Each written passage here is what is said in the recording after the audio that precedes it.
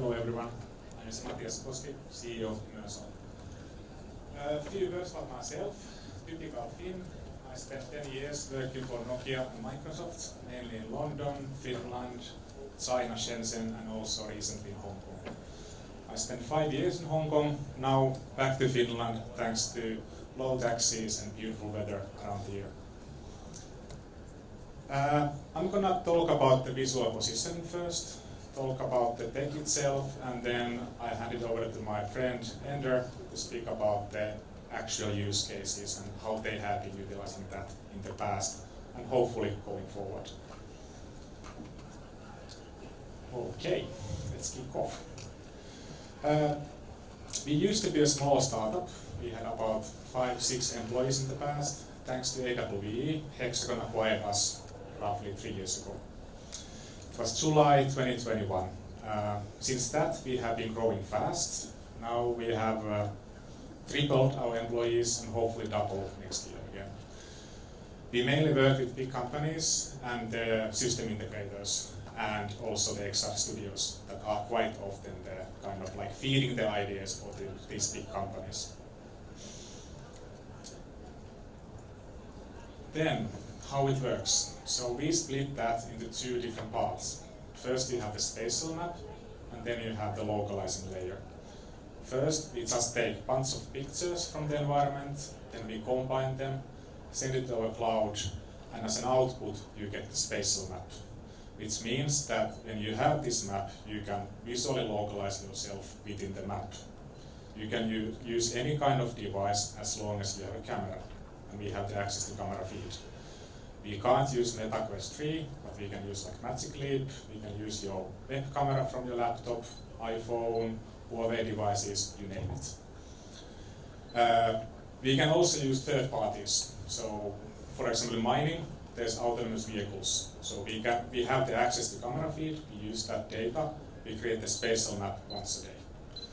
And then this map can be used by the operators. They have affordable Android devices in the mine, and they can localize those. All autonomous vehicles can use our spatial map. The big thing is that typically we propose our customers use like edge computing on the site. If they don't have that one, then also like of course public cloud. Typically our customers are using AWS and sometimes Azure as well. Then what kind of devices we use? So of course we are owned by Hexagon, they own Leica Geosystems. So we use those devices that you can see on the screen. Typically BLK to go, handheld laser scanner. Then we can also use robots, Boston Dynamics Spot, and then BLK Arc, and drones as well. But for us these drones are more or less like fancy toys that we use for like PR purposes. This is typical output from our cloud. If you have ever been in Helsinki, Finland, you can recognize the place. It's the central railway station of Finland in Helsinki.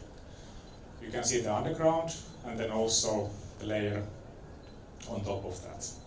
Soon it will expand to city scale. So ideally we do big maps because that's where is the money. If you do small AR activation, it's typically it's lots of resources from our small team to sell this for our partners and so on. Then this is kind of like how the world will look like in some point. You have the spatial map underneath, and then on top of that you can add 3D content. Ideally, you have the like IoT data that is automated automatically. So you don't have to do any manual adjustments. You can see like who is playing the concert next. Based on your location, you can customize the ads on top of the shopping malls. You name it. There's so many use cases. Then quickly about use cases, what we have been seeing so far. So the idea is that you are building, it can be a shopping mall, it can be a factory, you name it. You have already the BIM model, so you can sync that with the real world. Thanks to us, you know always where you are in relation to these objects. You can see where's all the pipes, cables, assets, IoT sensors in real world. You can use your mobile phone, tablet, or AR glasses. And my friend Ender will show something similar then in the end of the presentation. This is something what we did in US last July. The idea was that you have a long baseball game, so you want to get some entertainment during the game. You have lots of data that we can use in real time. So we provide the location and the positioning, and then you overlay the 3D content on top of real world. So you know exactly where is the user and where is all the data. Then industrial training is one use case. You can film a volumetric video, then you tag the content on top of real world. Like, it can be also museums. You have like a digital human as a service, explaining you what you can see in the museum. Then one kind of like common use case from our partners is helping blinds. So in public spaces, they don't have kind of like the easy way of navigating around.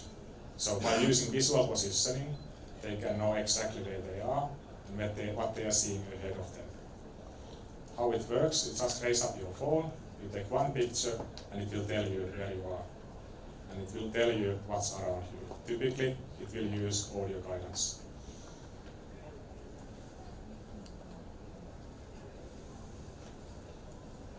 Last point from my side is there's 15 billion devices, so the tech is already there. You don't have to wait anymore until we get the HoloLens 3, Magic Leap 3, or something else. So no need to wait anymore. Now I hand over to my friend Ender.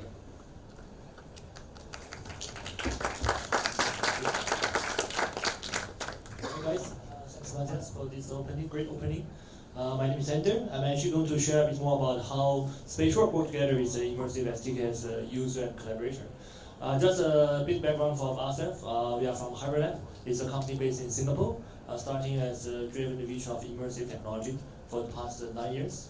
So for us, what we have been learning in the past 10 years is the whole industry has been pushing us to create more industry applications for immersive extended reality because the user has a desire of having experiences in the real environment. And for us, the vision has been driving our product for SpatialWork to develop solutions. To develop solution as a digital platform for the end user. Because in the past few years, we have been came across quite a few of digital twin projects. Usually, the digital project requires you to map and digitize a real world system. And when you look at the real world system, the user look at how can they transform all the data and into a 3D environment, including the scanning data, including all this IoT data. Of course, we have to map everything properly. And after we developed a few projects with the government, with a few MNCs, we realized it would be better for us to create a tool, eventually for the end user to build their own digital twin end-to-end. So we decided to create a low-code. Now there's a little bit AI-powered digital twin platform called SpatialWork, which is available immediately on all the PC and mobile platform. You can actually use it for create a digital twin and also visualize it in mobile. But of course, for the digital twin creation, we have a series of fundamental features for the user to experience. For example, if you look at the 3D creation, usually the pain point is the user might have the data which might not immediately ready for 3D. For example, they have a bin file, or they have some 3D scanning. So we are able to help them to automatically convert those files into a 3D mesh or renderable low poly experiences that they can load immediately in the platform. And of course, if they don't have any 3D data, if the user just have a floor plan, which is most of the cases we are dealing with the small scale digital twin, yes, they can just upload the floor plan. So we have our AI software as backend running to also generate the 3D space for them. And so all these creation features is helping to simplify the process, a very crucial process of the first step of digital twin, which is to build 3D mesh. I think for us, the extreme pain point we are hearing again and again in the digital twin industries. Everyone's asking, already you have a platform, and how can we start? How can we get the 3D data? So I think today, what we would like to share with everyone is the option is getting a lot more accessible. And we know that the scanning technology and generate the photographic solutions, also even other like beam files, beam formats, also all of them are established. So for us, we just focus on being a good connector with all different industry formats, so I bring them to experience. Yeah, so that's really for the creation. Another part is the digital twin. There are two elements. One is called the element of 3D. Another one is called dynamics. So dynamics means data, live data or analysis data. So for us, we also build a series of connectors. So this connector can connect directly to IoT sensor, or they can connect to a database, or they already have a general standard API which we really can just automatically adapt to it. And we also have our AI agent to automatically solving and doing the ETL process, which means we will actually recognize what's the issue of the API. Then we try to automatically transform and load and eventually extract to the end environment. So all these process we're building is because we learned a lot of people of the client have a silo system, they have a very unique data particles. All of them tend to accommodate eventually become a series of libraries that help them achieve visualizing with low code. And so eventually for the client, we just need to plug in the data point, plug in the 3D model, then they can actually visualize everything in digital twin for both PC and mobile. Of course, as time moves on, we realize that the development work of digital twin, there's always one last mile delivery is missing, which is how can we visualize the data in the real world? Because we know that there's a technology for augmented reality. So we do have an AR version. But in the early first few years, our AR version highly relied on image marker because we didn't really realize that there's a scalable, stable technology. We used to use some like Azure Spatial Anchor to give a try, but they are kind of restructuring, retiring. So we actually was wondering where the way to go because we don't want our end user to keep just uploading the QR code, keep uploading image marker, which is very painful. Sometimes we look at the industry, environment factories or construction site. Those anchor is also not permanent. So eventually after a series of research, we managed to find out Immersal and have a great talk with the team to understand the offering. Then we decided to work together on creating a pipeline. So for this pipeline, the good thing is for our digital team, it's already built on base with real world scale. So all the quality system is based on the absolute XYZ. The coordination is accurate already. So we focus on mapping the data in the relative position. Then after that, we integrate with Immersal SDK to convert relative position to a globe position, which is absolute position. So this position can be a GPS tag plus XYZ, or can be indoor XYZ with a globe anchor. So I think after this approach, what we can do is we can able to give very specific position of every single asset or a single data point of client system into a spatial environment. That's for us, in that case, our focus will be more on helping them to easily create a data map. Data map means you are able to edit your data, able to put your data in the space. But how do you know where this IoT sensor is in your factory? You don't have any measurement tool which we can get VPS to help. So that's why I plug in the Immersal VPS. Then the moment when the user launch the mobile experiences from SpatialWork, they realize every single data point has been properly mapped in the right position because we recognize the environment. So basically the VPS is actually empowering the digital twin, giving the world model. So what is world model is basically when you look at the environment, you have one layer to tell you where you are. You have another layer to tell you where the data is. And these two layers are just matched with each other. So you are able to tell what's the meaning, what's the data of every single thing you are watching. And so that's actually the power and magic of VPS. Basic integration is very smooth. We basically have access to being a developer. As a developer partner, we will be directly calling the developer API. So eventually we are able to load map. So as a creator, we can load multiple maps for different locations. So each location we will be doing a series of scanning and uploading. All this experience from the Immersal portal is quite convenient, quite local experience, comfortable. Yeah, so let me show you a few use cases I've achieved together. So firstly, I think for the spatial digital twin creation, as you can see, we are also using Leica scanner.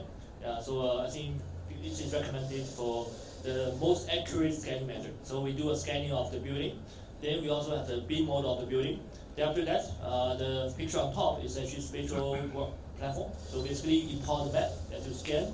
Then you start to edit all the data, adding all the beam files. So eventually, you are able to match them visually. After that, you are using the mobile version. Then you run it. You are able to immediately project all the beam files. So you have a few control like transparency control. You're able to add in a data point. You can just touch data to read it. So this process is quite straightforward. It's basically getting the whole creation process. And yes, after you do creation, the first thing you can do a beam visualizing and plus data point. So because all these other sensors, they are generally the IoT data, but plus you have a beam model properly mapped. So that's the very first one. The second one, we have recently achieved a use case together with for the manufacturing plant in Singapore. So we actually use the VPS to map the whole space. This plant is about 4,000 square meter. That's the size. And so from there, we already have the whole digital twin with all the data map. Then we just plug the VPS. Then when the user uses a mobile phone to walk around in space, they're able to read the data of every single machine. So the machine's data has been running by SpatialWork, having an analysis model, and populating the color indication, populating all these different chart, gauge chart, and also the 3D icons. All these color code will actually tell them the status of the machine. That's for the user, they don't really have to really find a way to navigate around the plant to understand what's wrong. You just need to, flash the screen, they are able to see the color code of all the machines immediately. So they are able to go to do instant inspection.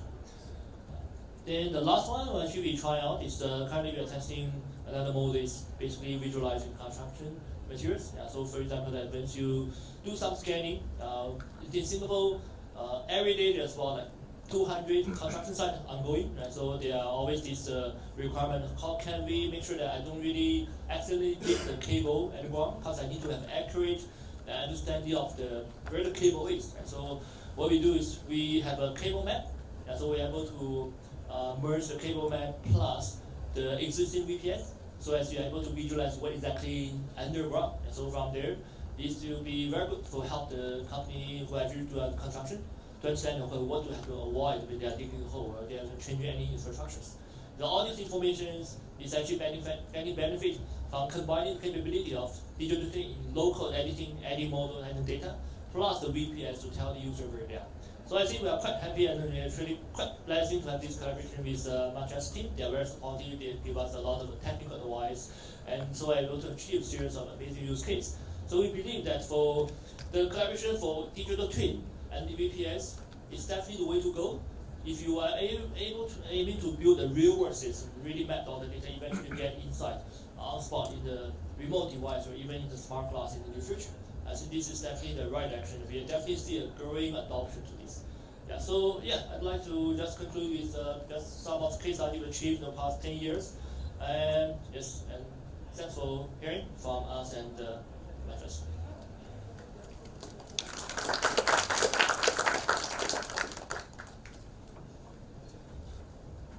Any questions? Sorry, Hi, Thomas from Sentient Computing, based in Perth. I was just wondering, with the VPS, how kind of accurate is the positioning with, say, if you're kind of clicking on a piece of equipment or something? Yeah, it depends about how far away are from object. Let's say if you map Eiffel Tower, and you're like 1 kilometer away, 5 meters. If you're in a tunnel, it's like a few centimeters. Yeah, sure, that's pretty good. Thank you.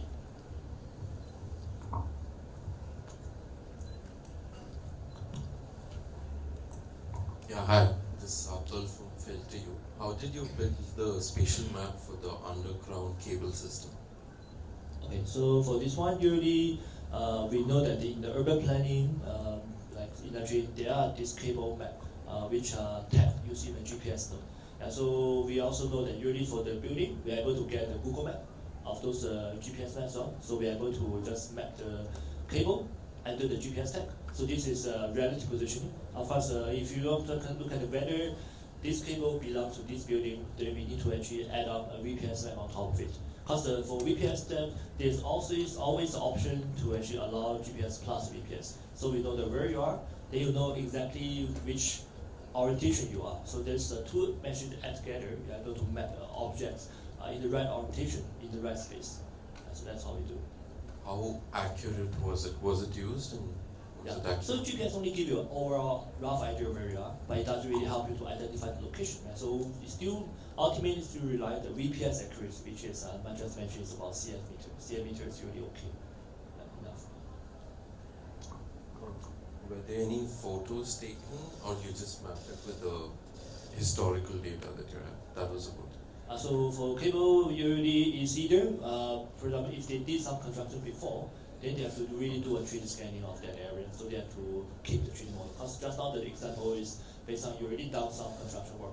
So you have the data, then you're able to really load the data back when the work is covered, the road is covered. There's no way to just automatically create this high fidelity, cable 3D models without seeing it. So that's pretty much a photogrammetry mapping. Thank you.